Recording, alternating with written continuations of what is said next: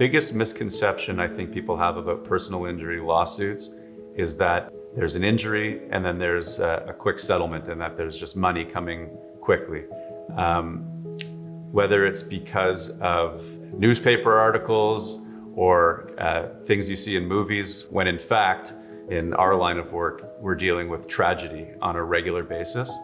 And we're dealing with families who have lost loved ones in accidents, people with lifetime catastrophic injuries. You can't just read a little bit about them on a piece of paper and know what they're all about. So to really get the essence of the client, I still put an emphasis on meeting them in person. If you can see them in their own environment, really understand their life so that you can advocate for them in the case. The case involves all kind of technical legal things. When you ultimately get to the end of these cases, if they don't resolve before a trial, you're presenting your client's life to a judge or a jury. And if you're doing that, you really have to understand what they're going through and be able to really embody their situation in order to advance their case and be successful. And the other misconception, I think, is that it happens fast.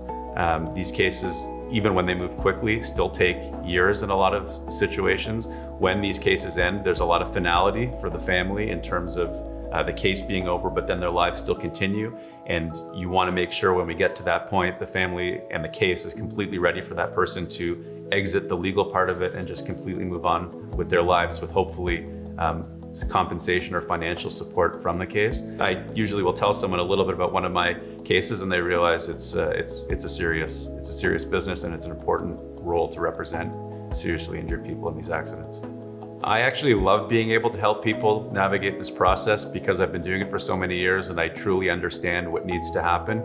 We meet people who are in a terrible situation. Sometimes we're meeting them in a hospital or meeting a family member while the injured person's in a hospital.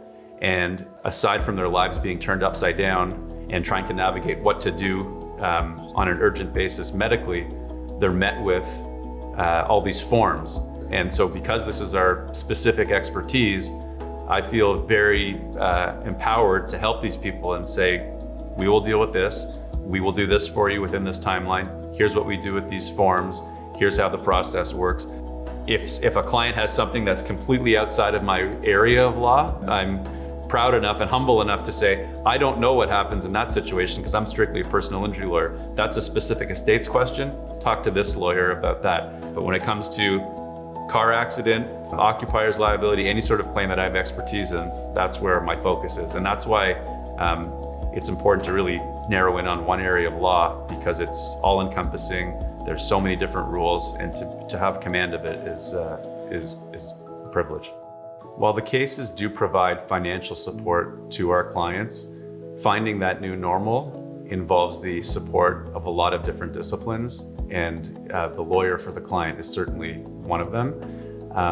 In advocating for our clients in our cases, it's not just, here's an injury, what is it worth, and then there's money and goodbye. There's a lot of steps along the way, and a lot of those steps include seeing different medical professionals, making sure supports are in place depending on the severity of the injury. Some of our clients require full-time care, others require some care.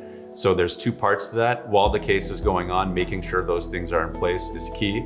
But even more important than that, when the case settles and we're not in our clients' lives on a daily basis with the case, and there's often no insurance companies involved in the client's case anymore, that's a new scary part where our clients have to move forward and figure out how the supports work.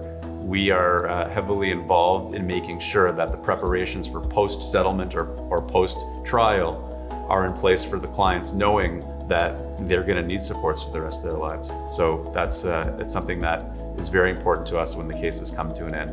And it's a lot more important than just, here's a number, goodbye. I choose to do this work every single day because it allows me, based on my education and skill set, to help people at their most difficult times and guide them through a very scary time and process in their lives. I'm not a doctor, and I'm not a psychiatrist.